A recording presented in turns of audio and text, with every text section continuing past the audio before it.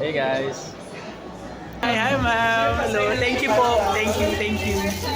Thank you po. Ayan, let's go. Hi. Alright, so let's enter. Wow.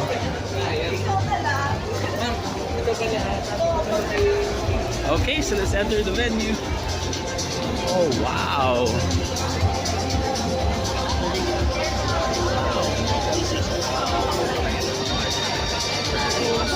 Yes, sir. Hi everyone, this is Mark of Tech Pinas and I'm now here at Greenstand Hotel, the eye for the official launch of the Tecno Camon 30 Series 5G. Alright, so join me as we learn more about this exciting new handset. But for now, I'll take you around the venue. Okay? Okay, let's go around first. I think this is also an event for Tecno suppliers here in the Philippines. So it's not just members of the media, bloggers and vloggers. So we're here. Okay. And as you can see here, I think Tecno will also announce its official partnership with DJI for this specific line of smartphones.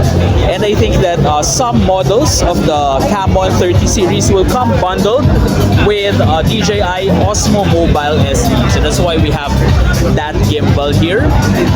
And I think that will give you an idea about the main highlights of this phone, which is I think it is going to be video recording capabilities, and it's also a smartphone for vloggers. So there you have it.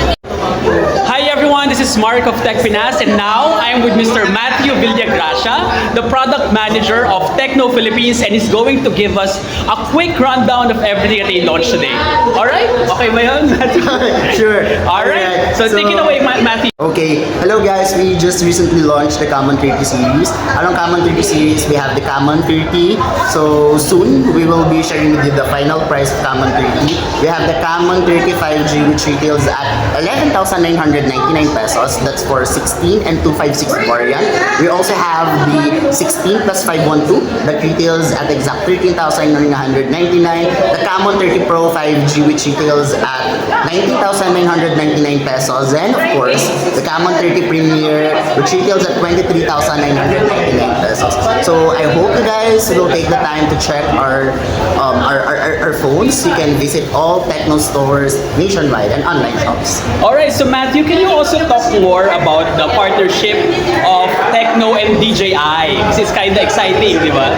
We actually had a partnership with DJI. I think this is a great opportunity for us to really showcase the vlogging or video capacity of, not just the video capacity, but also the camera capacity of the Camon 30 series. So along with DJI, we want people to really showcase how they can create their own journey in terms of taking videos, in terms of taking their own memories, adventures. So for that part, I hope you guys can check really the DJI also, the Cosmo ESE mobile, like the specific DJI for Tecno Camon 30 series. Alright, so thank you so much.